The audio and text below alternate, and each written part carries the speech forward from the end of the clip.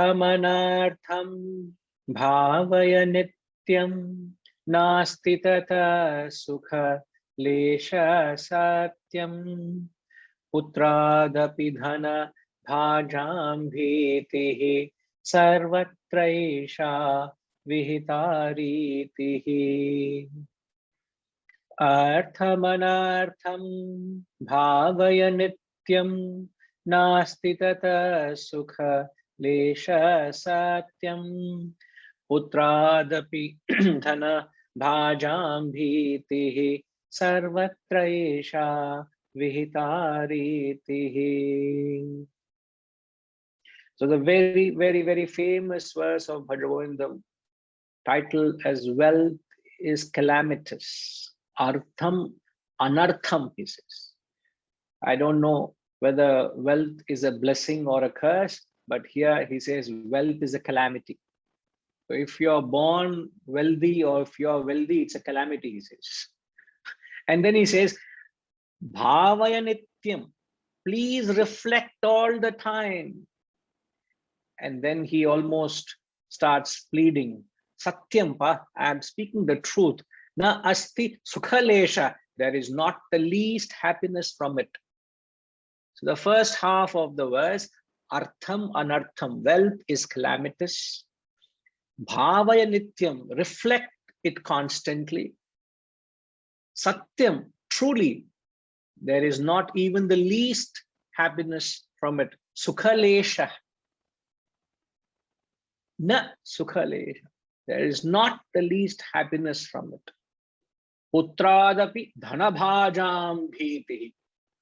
The wealthy fear even his own son. So we spoke of daughter, now son also comes into the picture, Ushama. So the wealthy fear even his own son. And you may think, oh, maybe Adi Shankaracharya may have had some experiences with people who had problem not with their daughters, with their sons, so he injected it. He says, Sarvatraisha Vihitariti. It is not my opinion, you may think of my era. This is how it is ordained everywhere. Vihitariti. This is how it is the Vihitariti means this is perhaps the eternal truth. You better stand up or sit down, take a note. Please take a note, that's all. Wealth is a calamity. Thanks, Gayatri Ma. So this mantra is talking about the second motivation, which is Kanchana, wealth. The previous verse spoke about the other motivation, which is Kamini, woman. So as you remember, 28, 29, 30, 31 is the conclusion of the text or the blessings of the Guru, where he summarizes what was shared in the entire text. So he captures the two primary motivations, which is the theme of the text, Kanchana and Kamini, which is acquisition and enjoyment.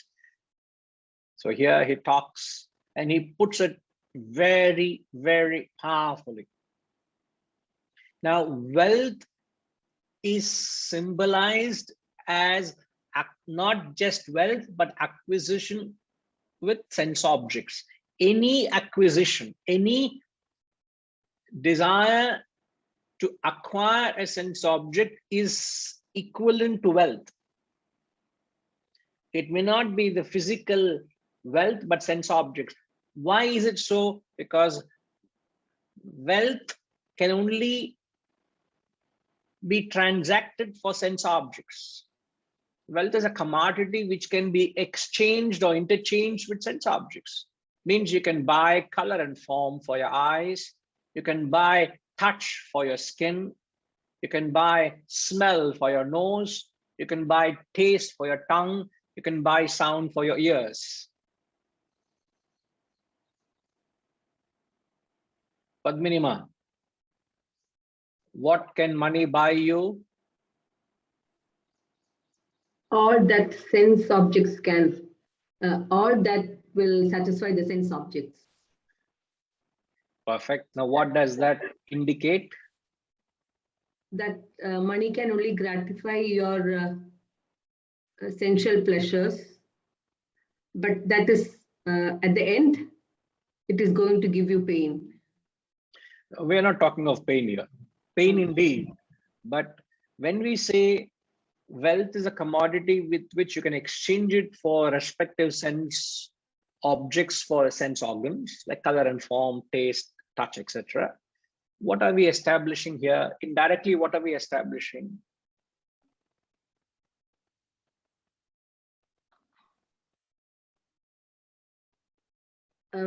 It gives you a temporary happiness only. We're not talking of happiness here. Yeah. Fair enough, no problem. In fact, what we are trying to establish is wealth is gross and it can only be transacted for anything gross.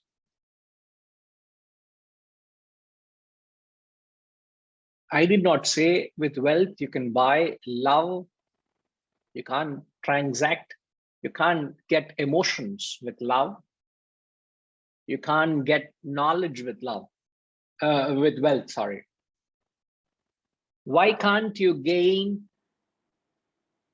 emotions, or why can't you gain knowledge with wealth? Harish.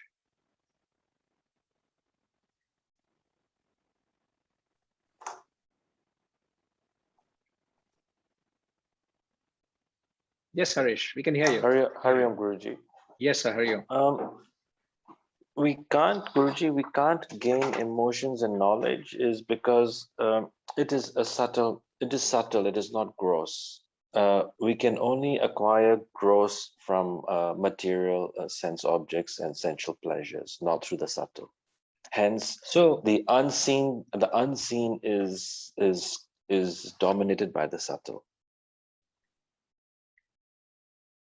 I'm sorry, the unseen. I mean the emotions which we can't buy. It's not a physical thing that we can see. It's the emotions and knowledge and our own understanding that enables us to use the subtle tools to understand this. Right. So rightly said, money can't buy you emotions or Knowledge. knowledge. So when you say happiness, happiness is in the realm of subtle. Subtle. Isn't it? Subtle, yes. Yes. Happiness is not in the realm of gross. Yes. Insecurity also is of the subtle. Initially, when Ramji was commenting, he said, many people fall into this trap of insecurity. Yes. So insecurity is opposed to happiness, and both are at the mental level. And both either insecurity on a negative note to counter insecurity or to gain positive happiness can't be achieved through aggrandizement of wealth or what wealth can buy for you. Are we right? Yes. To conclude,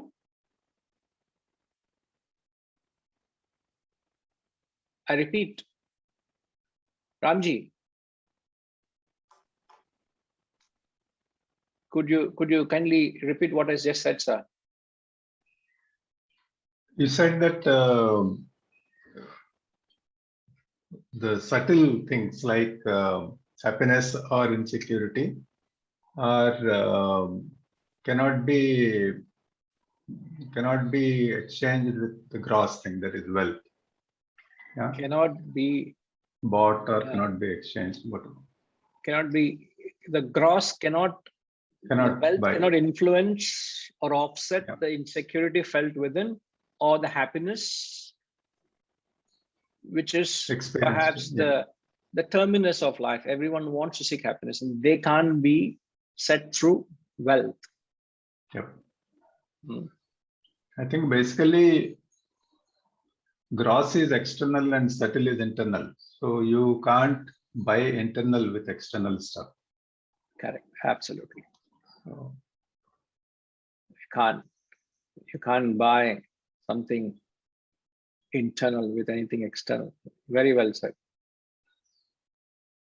But what is our conviction? A layman's conviction. Layman thinks that all happiness lies in the external things. And 99% are laymen in that sense. So we all pursue external things for happiness. So the grass dominates our lives, actually. The grass dominates our lives. It, I would say, predominates. It preoccupies and consumes our life, isn't it? Yeah, absolutely. And therefore, we always we believe that you can buy subtle with grass. I mean, that is where actually people mistake, that these two are like oil and water. They will never mix. correct. So this is where I appeal.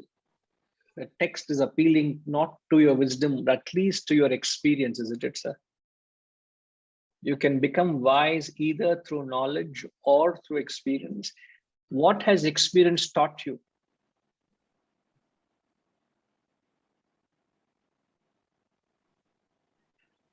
It has taught me the same thing. I'm not being personal here, sir. I'm not being personal. What I'm saying is, what does experience teach? Is it contrary to this teaching? Experience teaches the same thing. It is just that it takes too long to gain this knowledge through experience, and by then your life is over. So, so life only is over, huh? Because that is where people take a lifetime to understand these things. And only when they go through the hell in the end, they will understand that they pursued the wrong goals. And, but I think that's what they say, that experience is a big teacher, but it is nobody has graduated through that experience. You know, it is very time taking. Yeah, very true. Very well said. Your life gets consumed, but experience is actually roaring the same truth that you thought there is happiness is there in it, but there is no happiness in it. You have iPhone 10, you want iPhone 11, you have iPhone 11, you want iPhone 12, you have 12, you want 13, you want 15, you want 20. You think it is there and there. No harm upgrading if you need to. But happiness is there. Till when is happiness there? Ramji, you are answering everything perfectly. I can't discuss any further with you. You are answering everything perfectly, you know. So I'll have to conclude our conversation. I'm very sorry. So you must answer sometime wrong also, sir, you know, to make it a little enterprising. Gayatri Ma, till when is there happiness?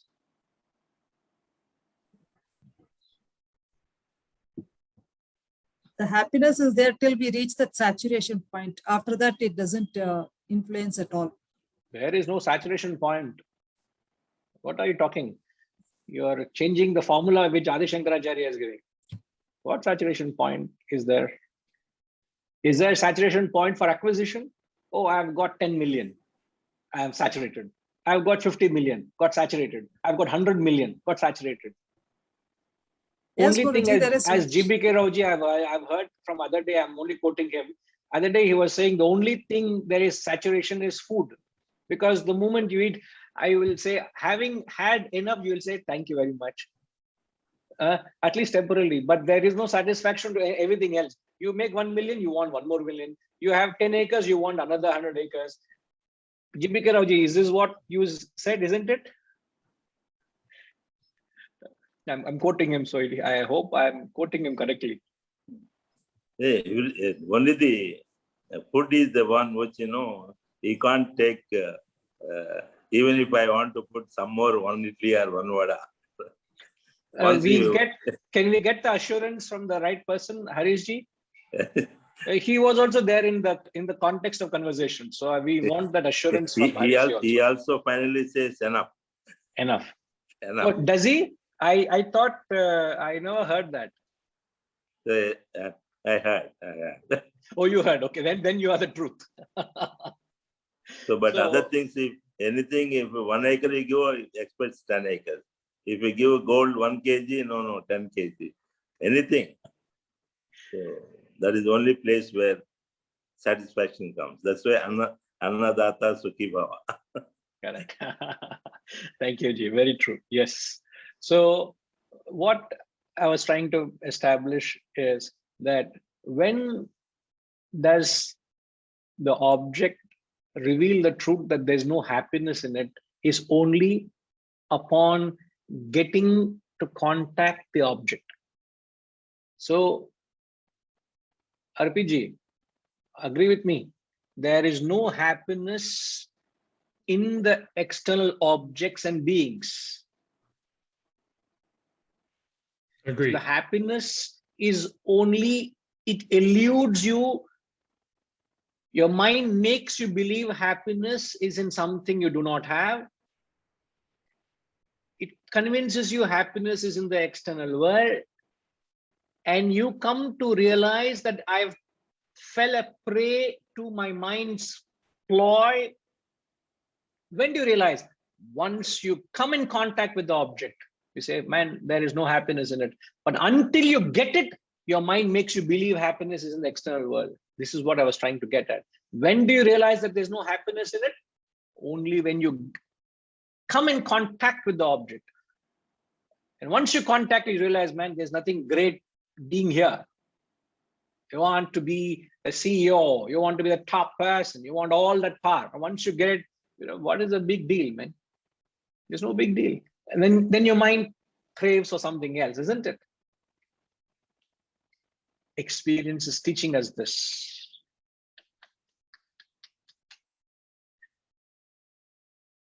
Isn't it, RPG? I don't know why they muted you. Yeah, no, absolutely. I mean, again, you can get very personal here, but it reminds me of the concept of addiction, right? So that initial contact, there's a certain kick or high, and then that fades. And then in order to get more and more, your mind convinces you that you need to continue that pursuit. And it could be anything, going back to very good, the phone, right? This just constant ping, and I've got to have it. And, you've been convinced by the mind that, no, I have to have that thing next to me, right? And only then will I be happy, will I be normal. And as soon as it goes away, to your point, put it away for 10 minutes, turn it off, take the watch off, right? Immediately, you don't feel like yourself anymore. Small self, small s. You don't feel that way anymore, right? Mm. And so we're all caught up in that. And you know what? Sir, Certainly as you're saying, somebody is messaging me from the class. I don't know. No, I I'm put them- not joking. I don't want to take reference. As you're saying this, somebody is messaging me in the class. Oh, Somebody who is in the classroom. So we must put a compulsory thumb rule that you switch off your phone. Otherwise, you will be blocked from the class. oh, like texting you on your phone? Yeah, I got a message right now. As you're talking of it, I got a message. The class is not concluded yet, and the person is in the classroom. It could be she or he.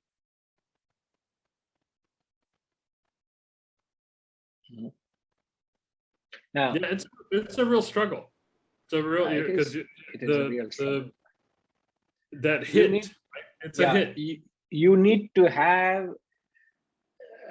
even a basic intellect to control. You don't have to have profound intellect, but it just tells how shallow our intellect is. It just tells how shallow intellect is. But yet we are, as Rabindranath Tagore said, this world is made up of sound scholars, but not sound men. There are many sound scholars, but not sound men. A sound person is one who has got an intellect over his head, but they are well knowledgeable, well versed. There is there's such a glaring disparity between the amount of knowledge you have and the amount of ability to control your mind. Sound scholars vis-a-vis sound men. Thanks, Rabindranath Tagore. Now, thanks, RPG. So, all what we are trying to establish, even before I've not got into the actual verse here, we are just trying to establish that wealth is gross. It's only exchange for tangible. It cannot give you anything subtle, which is happiness, or insecurity, which is experience at the mental level.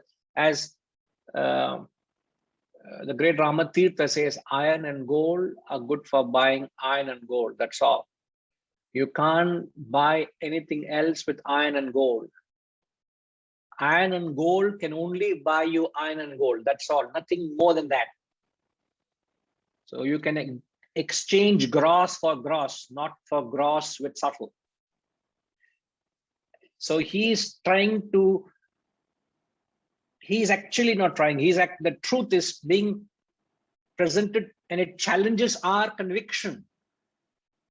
And therefore he says, you got to reflect it all the time. Bhavaya nityam, reflect it always. Now, what I want you all to reflect is the opening remark of the verse where he says, artham anartham, wealth is calamity. Now, please, I want you all to think and ponder and come back. Why is a wealth a calamity? It's actually challenging your perception where you think wealth is security. Oh, I've got this much wealth, I've amassed it, I've invested in this many shares, which is reaping rewards, I've invested in property, I've put in that avenue, and I'm very safe and secure and sound. I'm not suggesting that you got to be foolish, please. You've got to have that security to provide you for any eventuality, but yet there is no security in wealth. That's what he's saying. Artham anartham. In fact, wealth is a calamity. Means what? Rajima, how would you understand calamity?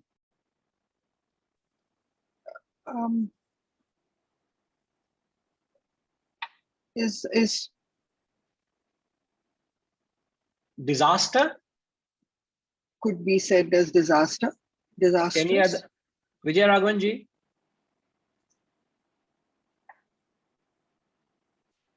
I had the same word only. You had the same word, okay. Any Yeah, other? a total downfall, maybe. A total downfall, yes, a total downfall, a disaster. I'm only trying to help, if that could help you to give a line of thought to the thought process. G.B. Ragaru, what does calamity mean? Chupan, sir. When you have hundreds of doctors, still they can't make you a life giver. Having everything, money is there, people is there, doctors are there, your disease, they can't help. Can't save your life. The money, that is a calamity, is any calamity, whatever is the earthquake or any calamity, when it comes, your money, your nothing, even the wind, when it flows to a level, the extreme level, all is gone just in a second. That is like the same what happened in the country today, Afghanistan. So all the money, they have enough wealth. Now they want to run away from the country just for the life, just for the life. Correct. Very true, very true. Thank you, Ji. Thank you. So wealth is calamitous. So why does he say wealth is a calamity? Arguments and reasons. Please think a very interesting food for thought. And I came across a beautiful quote which sounds so simple and it's so profound, which said, the best things in life aren't things. The best things in life aren't things.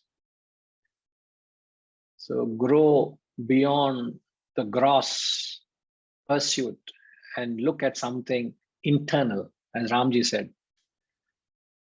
The best things in life aren't things. So don't hold on to tangible things and believe that's everything in life. The best things are beyond the tangible realms of the materiality. Serious food for thought, and then we'll get to the verse when we come back next week. Thank you. Om Purnamada Purnamidam Purnat Purnamudachyate Purnasya Purnamadaya Purnamevavashishyate. Om Shanti Shanti Shanti. Hari Om. Shri Gurubhyo Namaha. Hari Om.